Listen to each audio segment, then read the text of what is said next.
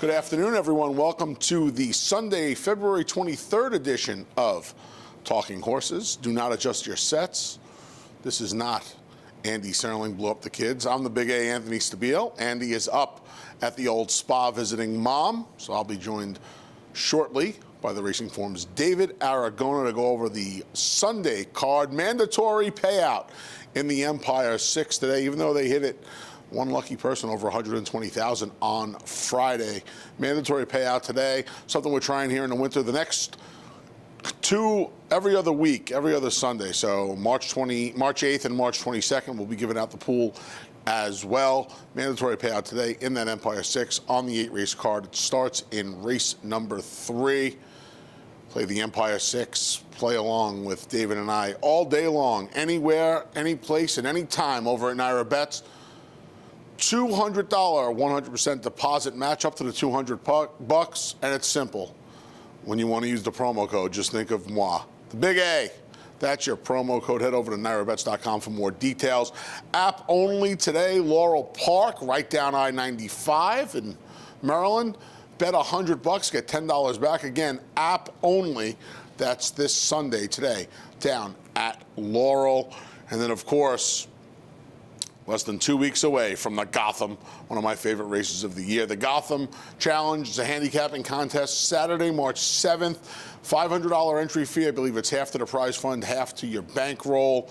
You can head over to naira.com/challenge. You can sign up until Thursday, March 5th at 5 p.m. You can play here at the Big A. Gotham Day is always one of the best days of the year here at Aqueduct. Or you can play it online with your Naira Bets account. So from the comfort of your own home or from the cozy confines of South Ozone Park, that's where David Aragona and I are, as promised. Hi, David. Hi, how are you doing? I know you're doing well on this final Sunday of February because your boy, Mr. Buff, was lights out once again yesterday in the stakes. Just become a huge fan of Mr. Buff. I mean, I don't know how you can't be. He just seems to own these New York bred races, and he's better than ever right now as a 6-year-old. I mean, we saw it last time in the Jazzle when he just beat a really nice field of open horses, and then yesterday, I mean, he just decimated that field. I know some of the others didn't show up at their best efforts. That's what usually happens when horses win by 20 lengths, but we're not seeing horses going 110, 136 for a mile over this racetrack. It's been really dead all winter. I saw the Timeform US speed figure was a 136, which might seem high to some people, but I mean, he set an honest pace doing it, and we give him a little bonus for that. That matches the highest number that was achieved by any horse in all of 2019, and the buyer was 106. That's, I think, Mr. Buff's highest buyer so far, so nice to see him doing so well. Yeah, and he was duking it out, one of the fastest horses around in Syndergaard, who was off the freshening and decided that he was going to try the old boy on the front end. Yeah, it was a fantastic effort taking that. He did a Haynesfield proud yesterday, I can tell you that. And this goes to show you when you keep your horses in training, right, as a gelding, hopefully we have them around for a while. The newest millionaire. Yeah, we always say horses reach their peak at 5, 6 years old, and I think he's just the testament to that. Yeah. Mr. Buff, fantastic effort. We'll see what John Kimmel, his trainer, does. Maybe the Bernardini wheels him back quick for that. Who knows? We'll see what's in store for the big. And he is a big boy. He is. It never looks like he's going as fast as he is. It seems like he's just in a canter out there, but he's pulling away from the rest. So. John Kimmel was telling me about his sister. She's massive as well. Yeah, looking forward to seeing her. No, I think this is the year he gets that graded stakes victory, so we'll see if he can do it. Yeah, should be a lot of fun watching Mr. Buff throughout the year. Racing's newest millionaire got the job done yesterday in the Haynesfield. We'll see how the 3-year-old fillies do. New York breds later on today. The featured Maddie May goes as race number 7, and again, we're going to give that Empire 6 away today. Mandatory payout. That starts in race 3. We'll get to that in a minute. The opener, we had a couple of races scratched down to 4 today. The opener, and one of them for the Open Company Allowance optional claimers. They're going to bet 2 of them in here, I would think, even though right now the tote board has a different horse favored, but Took Charge. We're going to go back to beautiful Belmont Park in June of last year, and here's Took Charge taking his maiden at first asking. So some things to point out about this race. Obviously, he's beating a very good horse in 3 Technique, who's on the outside in the yellow and green silks, finishing second here. 3 Technique went on to impressively win his maiden at Saratoga over the summer. He was recently second in the Smarty Jones down at Oaklawn. I believe they're still prepping him for the Kentucky Derby. So took charge, won this race in fast time, beat a good horse, though he did it while setting an extremely slow pace. You just don't see horses go that slowly and nearly going for 5 furlongs and then sprint home the way he did. And to his credit, I mean, he did run that last eighth of a mile in 11-1. I mean, he was really motoring through the stretch of that race. It's just, now he's been off for a long time. I was reading Dave Grenning's article about this race, and Chris Engelhardt said that this horse had an ankle injury that required surgery. So just to be aware of that. He's coming back off a series of works now. If he gets back to his 2-year-old form or even just shows routine improvement as a 3-year-old, he's going to beat this field. But at a short price, I can't totally trust him. No. And knowing about the surgery, but like you said, that 80 Beyer speed figure in mid-June as a 2-year-old. I mean, with incremental improvement, and you know he can run. He's run well, quote unquote, fresh because he won so well at first asking. Yeah, but you know, the surgery and the layoff, always a concern. You went with the Laurel Shipper, and here is Hopeful Treasure down at Laurel back in November of last year, getting the job done in a starter allowance optional claimer. Yeah, I thought about switching my picks and putting this horse on top. I ended up having him second here. He's coming off decent races. This win, 2 back. I thought the Beyer seems a little high for the race. Some horses just haven't really run back to it, especially the second place finisher you actually see finishing right alongside this horse in his last 3 races. Although he did finish behind Johnny Ritt last time, and Johnny Ritt came back to finish 3rd in the Jimmy Winkfield here. That was a decent field, so perhaps he can step up against Took Charge. But feels like the favorite would have to not show up for somebody else to win this race. Yeah, I used my man Eddie Barker, so I forgot Andy wasn't going to be here today, but I would have gave him some fodder putting Money Ride second. I guess Money Ride opened up the favorite in here right now, still an hour. I wanted to bet Get Set in here, but unfortunately he came out. So yeah, so down to 4. No show, trifecta, or superfecta wagering in the first. We'll see if the favorite Took Charge can come back from the layoff and get the job done. Race number 2, starter allowance. We get to go 2 turns. You don't see the 2-turn races as much with the old inner track gone. Mile and an eighth here for the older horses. Kumar. I don't know where Harold is. Harold won't be here, but Kumar was here in a big way last time out. 1 of 2 in here for trainer Rudy Rodriguez this afternoon, and here he is taking the 35-3 life for fun. So I'm not sure what to make of this race, because obviously if he runs back this kind of speed figure, he's just going to beat this field. History. Can he do it going the mile and an eighth? Also, we can show the pace projector after this. I'm not sure that he makes as easy of a lead here, because he got to the front this day over some horses that weren't really front-running types, and I think Kumar's better when he's not having to pass horses. He even showed that on the turf, that he wants to be forwardly placed in his races. And this time you've got horses like Super Silver and even his stablemate Traveling, who might have a little more speed. We saw Kumar run against them 2 back, and he wasn't able to keep up in the early going. Maybe it's a different story going a mile and an eighth, and Rudy does train the other one, so maybe he'll sort out those instructions. But I'm just a little skeptical of Kumar running back to this race against a tougher field. Yeah. You know, I wonder, and I tend to agree to an extent with the pace projector in here. I would think Super Silver from the rail, Kendrick is going to try to protect. But I do think Kumar is going to have to be forwardly placed after that last effort. Yeah. And I would think that maybe Kumar and Traveling reverse roles, and it lines up 2-4 here with Traveling in the right spot, which is why I put Traveling on top. Just thinking he works out the trip off of these horses. You went a different route, and you went with a horse that is a little more tried and true at the 9 furlongs. Yeah, I've got no problem with Traveling. He beat my top selection by about 9 lengths last time, so Dandy California obviously has quite a bit of ground to make up on that horse. I just thought that that was a weird race for the 2 horses that were towards the front end, Freedom Prince and Traveling. They just dominated that race, and nobody really got involved from the back of the pack. Dandy California, he was maybe a little bit too close to the pace that day, because it's not like they were walking up front. I would tend to agree with that. He was only 3 lengths off that 46 3/2. He seemed a little keyed up that day under Luis Rodriguez Castro. He usually comes from a little bit farther back, and I think he's slightly better going the mile and an eighth distance. We've seen him win going that far up at Saratoga. even two back. He ran really well behind House Limit, who I know came back and disappointed, but he legitimately ran well two back. So I thought Dandy California did well to beat Super Silver that day. Just hoping that there's an honest pace up front, and he's just the reliable one going this distance. Yeah, I think you just gotta, if you like him, you're gonna hope that he's gonna want the 9 furlongs more than Kumar. Certainly more than Super Silver was the one I probably should have flip-flopped Super Silver and Danny California, because I don't have, and I know Super Silver has had success at this distance, but from the rail with the other speed in here today, it's hard for me to make Super Silver as a main contender. I thought Rudy Rodriguez was going to win this race with Traveling or Kumar. I like Traveling because I think he'll probably get the better trip. Yeah. But we'll see how it shakes out. Yeah. Early on. Also worth noting, you're going to see Junior Alvarado. We mentioned a couple of horses that he had ridden prior. He is down at Gulfstream today, riding a couple of Bill Mott first-time starters. I think he has 3 mounts on the. I don't know if you noticed that. Yeah, I didn't look at. Yeah, he's down there for a couple of Bill Mott firsts, so you might want to keep your eyes on that, as well as this day progresses. Junior giving up a day here at the Big A to head down to ride for one of his main clients at Gulfstream Park. He rode Kumar last time to that gate to wire when Raylu Gutierrez going to climb aboard this afternoon. All right, Empire 6. Starts here. We're giving it away today. Mandatory payout. This will be the case for the next every other Sunday, the next month or so. There's 16,000 and change, I believe, already in the pool from yesterday. So that's waiting for you, and it's a mandatory payout today on races 3 through 8.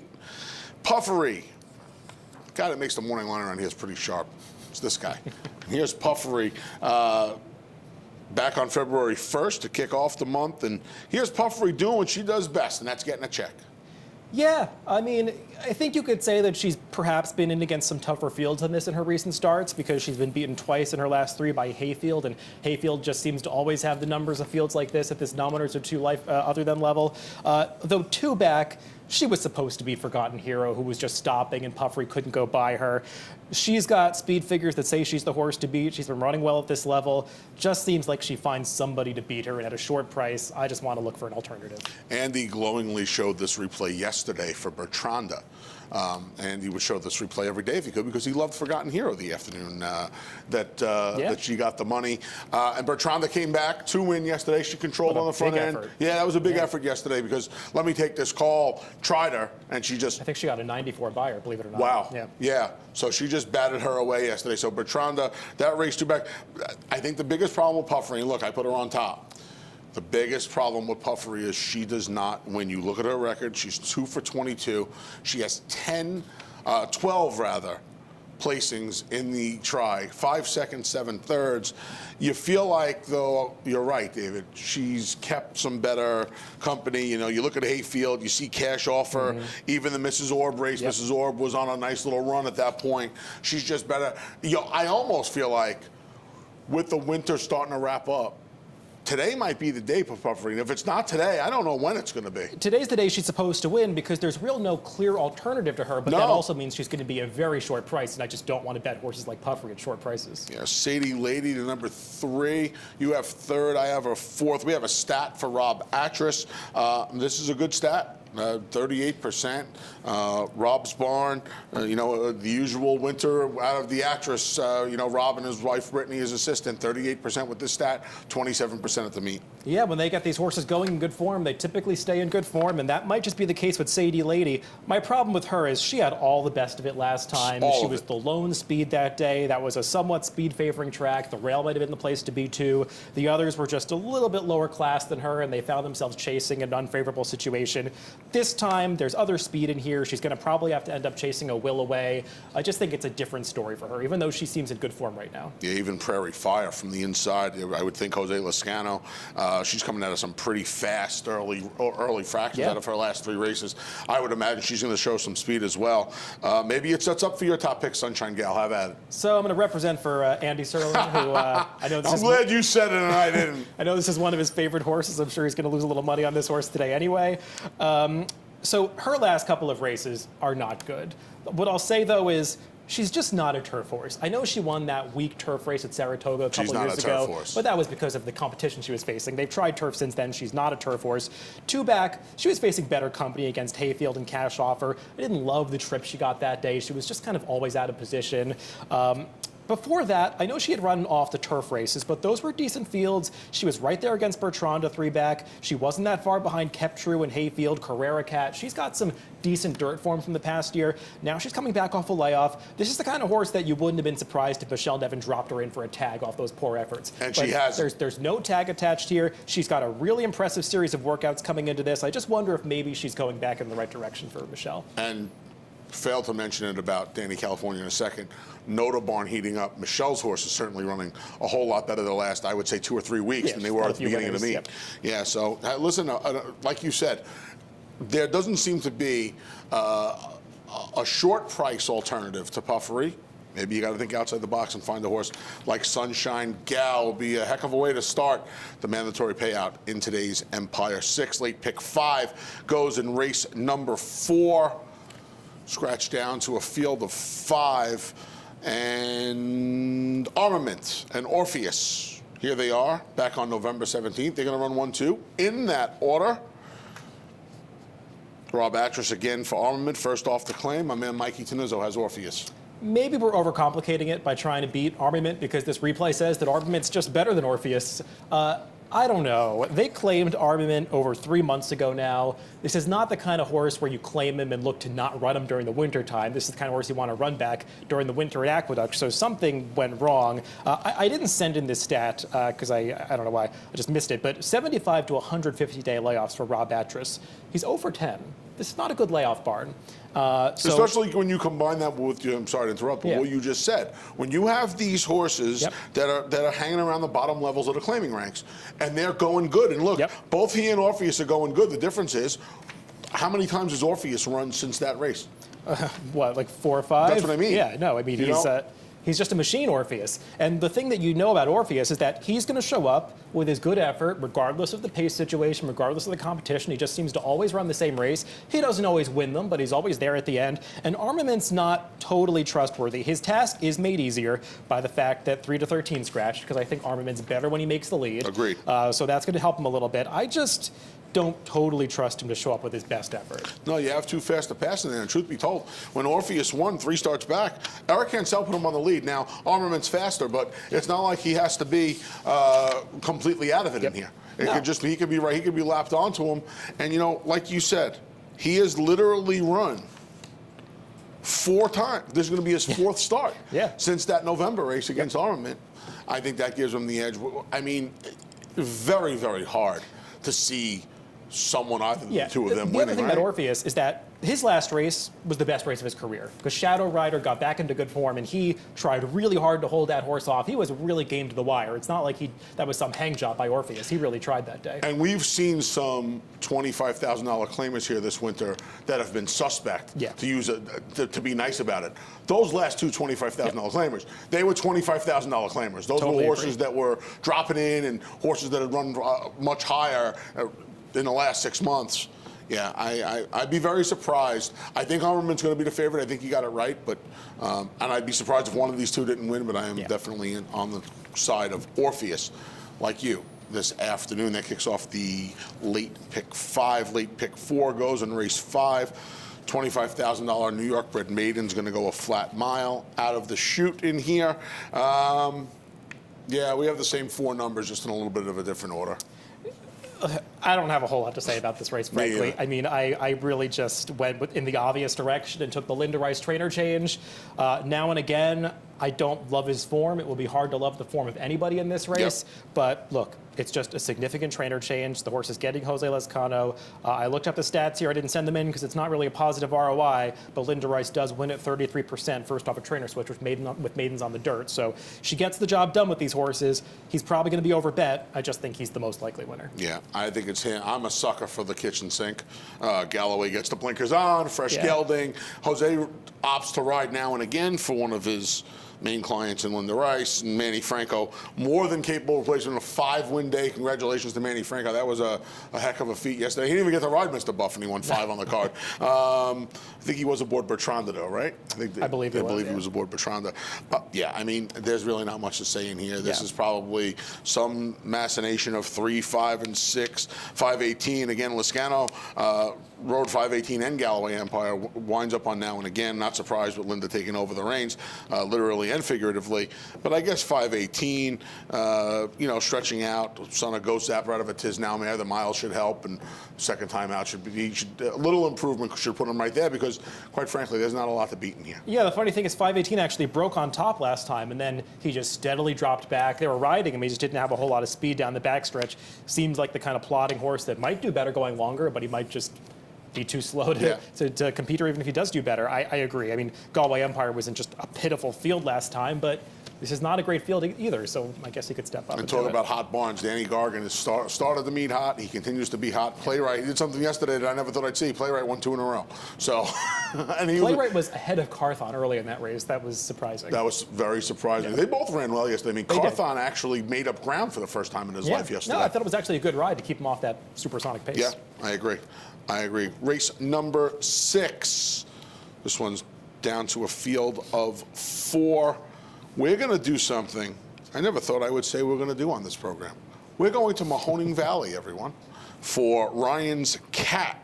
And this is Ryan's Cat back in November, right after Breeders' Cup time, getting the money at Mahoning Valley in a 2 lifetime allowance race by daylight. So I don't know what he was beating this day, but I do know he looked good doing it, and the time came back legitimately fast. I mean, it's a fast buyer. The Timeform US speed figure is fast as well. It's very similar. And since then, he's just been in over his head. Way over his head. I mean, he was never going to be competitive in that Sugar Bowl against Gold Street and some other stakes horses down at the fairgrounds. And then he doesn't seem like a 1.16 horse to me on any surface, so I'm not even going to bother about taking the polytrack excuse. He's getting back to the right distance, and I found this stat for his trainer, James Chapman. He has very good turnback numbers. He is coming back in just 9 days, which I think is a little interesting. They're aggressively placing this horse after the stakes last time. Based on his last couple of sprint races, though, he's just way the horse to beat. Yeah, it's hard, and sometimes we're too smart for our own good, right? He shipped like 4 horses up here this weekend. He did. Friday, Saturday, Sunday. My boy Frosted Ice, who I thought was chicken. I thought I was chicken dinner at the 3/8 pole yesterday. He was third, right? But a long way. A long way back in third. You mentioned it's 9 days. Is he in the right spot today? He is absolutely in the right spot today, you would think. Back to a sprint, in for 50,000 in the optional starter allowance. But the 9 days, and is this the kind of thing, there was a race for him, let's put him on the van with Frosted Ice and the other 2. He can absolutely win this race. I didn't want to put him on top. You did. I didn't. So we had this Chapman stat. Let's go to the stat for my horse. That's Victory Boulevard, the number 4, Mike Maker. And this is not a good one. More often than not, you would think this number would be better. I'm sure that word dirt and the word sprint have what's brought this percentage and the ROI down. Yeah, so I sent in this stat because I feel like there's this perception that Mike Maker's just a good claiming trader, and he is, but on the turf. And more so on the turf by far. Yeah, any way you slice his numbers off the claim on the dirt, even in routes, but it's especially apparent in sprints, they're just... Well, what this shows is not that Mike Maker's a bad trainer. I don't want to say that. Not at all. What it shows is the perception of him is that he does very well off the claim, but he's winning at 16%, which is about average, and they're betting his horses like they're winning at 30%, and they're just not. So the ROI, it really speaks to the fact that this horse might be overbet, and he did improve for Eddie Barker recently. I just feel like this is a tougher spot.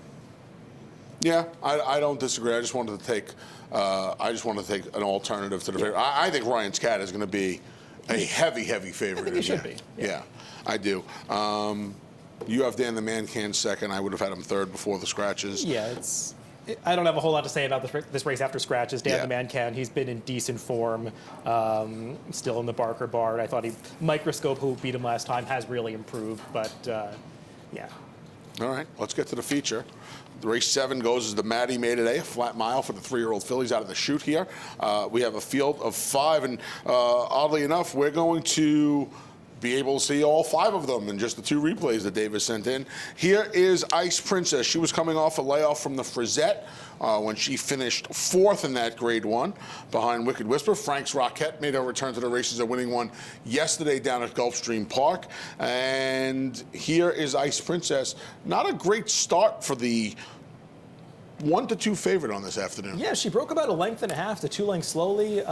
Maybe that's just her. She's kind of this big, lanky, plodding kind of filly who needs a little while to get into top gear, so didn't really affect her here. Now she's on the outside making this big sweep around the far turn, and she's just going to draw from this field in the stretch. She was just better than these horses. 3 of them are coming back to face her again, but I find it hard to believe any of these horses are going to be the ones that turn the tables on her because she was just so much the best this day. Maybe she just continues progressing. I know Danny Gargan is very high on her. He's even talked about wanting to try Open Company with her in the future. As, like, I think even a race like the Gazelle, because he believes a 1.1 miles is going to be better for her, which it might be. And she is significantly faster than these horses. She's going to be really, really short, and I'm being a little bit of a wise guy picking against her because she's way the horse to beat and a very likely winner. I'm just a little bit intrigued by Nikki Scissors. And here's the filly that David is going to try. It's Nikki Scissors for the Jason Service Barn. Eric Cancel going to climb aboard. Again, Junior Alvarado at Gulfstream today. Boy, did she get away with proverbial murder on the front end in here. Yeah, so my first take was that you want to bet against Nikki Scissors next time out, and maybe that's the right take, and I'm overthinking things here. But because she did have all the best of it. The pace was excruciatingly slow, and nobody's really closing from the back of the pack. The speed figures for this race, though, came back very low. Horses have come back out of this race and run much faster. We saw the runner-up come back. Now, the runner-up was a Linda Rice second-time starter, but she improved by like 20 points or something. That horse, Helene Jacqueline, had a trip there from Parks. She came back at Parks and ran much faster in her next start. So it feels like that race may be a little better than it seems. This stat, though, for Jason Service is what really swayed me. Coming off a maiden victory, stretching these horses out, he just has fantastic numbers. I think if you even narrow it down to the past 4 years, it's a stronger stat. Most of these have been recent. So maybe stretching out in distance helps her a little bit. She's bred to go longer. Her dam only ran once, but her second dam was placed in the Indiana Oaks, so there is route pedigree in the second generation.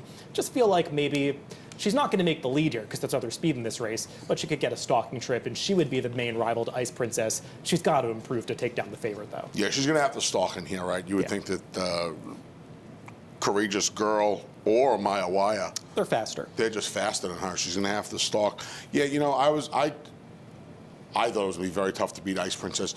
Homedale Park, I don't want to say she hung last time, but I think she was kind of there was a day I think you wanted to be inside when Maya Waya kind of just, I think the track kind of carried her for second, and Homedale Park was kind of fighting it a little bit. Yeah. And now I'm hoping that Nikki Scissors, when she's forced to rate from off the pace and doesn't have things her own way, I'm hoping I can get a 2-5 home in here. I made it last time. I tried to get Homedale Park second. I'm going to try to do that again. I like 2-5. It's going to be tough to get Ice Princess. I know, like you said, Danny Gargan very, very high on this filly. I mean, he normally takes a little bit of a conservative approach and tries to run horses through the conditions. She broke a maiden, and then he ran her right into Frisette. Yeah. So obviously he has high expectations. High expectations. We'll see. I'm going to go with a cold 2-5 in race number 7, the Maddie May. While we're on the subject of New York bred stakes races, I just want to quickly give a shout out. I'm wearing the colors of Binkster Silks today because very nice. His connections made a bet with me that I have to wear. I actually did it too. You actually are too. Yeah. Wow, so how about that? Coincidence here. But his connections made a bet with me that if he finished in the money in the Holly Hughes, I'd have to wear his silks on this show. Luckily, he lost a photo for third, so I got out of that one. I think it worked out for the best for everybody, though, because they made a generous donation to Thoroughbred Aftercare. So I just want to give a shout out to them. Fantastic. Good job to everybody over involved, and very, very nice of you to just doing the least that I can, the very least. I did that once with my friend Pat Conlon in the 2010 Classic. I had to put up a Zenyatta picture if she won the Classic, and he was going to buy me chicken parm if she didn't. She got beat the nose to blame. Yeah. I still didn't get the chicken parm, but I did put the Zenyatta picture up as my Facebook profile pic for a day. I'm going to go out on a limb and guess you were Team Rachel that year. That's a very good limb, my friend. That's a limb that can even hold me. Race number 8, we wrap it up, wrap the card, wrap the week here at the Big A, made in 40 on the main track. I would imagine that when all is said and done here, Tapazirance is going to be the chalk, and here is Tapazirance. This is last time out. This was first off the Brad Cox claim. This horse was a little lukewarm on the board this afternoon, right around 3-1, just a touch under 7-2. Made the lead, turning for home, and then just got tied a little late, cuts back to 3/4 today. Yeah. I don't like picking horses like this who have had so many chances in a race where others do have upside, but it does kind of feel like he's just the right horse in here because my take on him is a mile is just a little far for him. If you even watch his mile races for Gary Contessa, he makes this big sweeping move around the far turn and just flattens out in the stretch. And this day he moved a lot sooner. He had a lot more tactical speed for Brad Cox. Just got tired and hit the wall at the 7/8 pole. I also think he's probably not going to mind getting back on a dry racetrack because he's been on these sloppy sealed tracks 3 times in a row. Doesn't seem like they're his favorite surfaces. I just think there are so many things pointing in his direction. I'm going to overlook the fact that he's already had a lot of chances. Yeah, I could not have said it better. You're a lot more eloquent than I am anyway. I couldn't have said it better. I hate taking these horses. In fact, I don't deal in a lot of absolutes. When they get to 0 for 10, they're going to beat me. It's hard. I'll use them in pick 4s and pick 5s. They're going to beat me. I'm never going to pick a horse. If I'm picking a horse here, there was a Dave Donk horse like that, like 2 or 3 years ago, when Dave went on his usual good run at the end of Belmont, won the last race. I picked him, and Andy gave me a look on it like, you never pick these, and he galloped. And I was just like, I can't find. I actually bet him. I was like, I couldn't find anything. He paid like $7 or $8. I don't like picking them either, but. I mean, unless you think that Todd Pletcher's first to the 4, Friday Beers, or Catch a Lion by the Tail. Listen, Catch a Lion by the Tail, I don't know about you, I'm always a little skeptical when there's A, an equipment change, and B, they don't win second time out for Linda. And she put the blinkers on last time. She didn't even let the natural stat happen, let the second time happen. So I'm a little leery of him as well. Yeah, I didn't feel like that was a strong field last time. The Cat's Lion by the Tail was in it. It did come back a much faster race than I expected it to, so I want to monitor that. But I agree. I expected more out of that horse. Friday Beers actually has plenty of pedigree. His dam is a foal to La Nez, who won $400,000. She was a multiple stakes winner. That was the Bond? I don't remember. We'll have a different one. I can't remember. Okay. It might have been California. I can't. Okay. It's escaping me. But this horse sold for 6 figures as a yearling. Now it's in for 40. I don't know what that means. The others, I mean, the horse with real pedigree is the number 10, Mariner Key on the outside. This horse is half to Here Comes Your Man, as well as No More, who I think won the best pal for Doug O'Neill a number of years ago. It's by Bayern, so maybe this one can run a little bit for Charlie Baker, but I just went the obvious direction like you did. Yeah, Tapazirans for both of us. In the finale, Empire 6, mandatory payout today. Play it over at Naira Bets. If you don't have an account, shame on you. Go and get one. 100% deposit match up to $200. New members only. Use the promo code me, Big A. Head over to nairabets.com to get an account and for more details. When you do, download the app to your smartphone. Bet $100 at Laurel today. We're going to give you $10 back. That's Laurel this Sunday. App only at Naira Bets, and there it is. Less than 2 weeks away from the Gotham. Andy and I were talking earlier this week, Easy Goer, that Lore Devil is Due Slugfest, 2 of my favorites. Saturday, March 7th, $500 entry fee, half to the prize pool, half to your bankroll. Naira.com/challenge. You can sign up until 5 p.m. Thursday, March 5th. Come on out to Aqueduct. If you don't want to come to the Big A, I don't know why you wouldn't. If you don't, you can play online with your Naira Bets account. David, fantastic job as always. I look forward to these are always fun. Andy vacation days. Hope he's not watching. Get to see you. I don't care. He knows I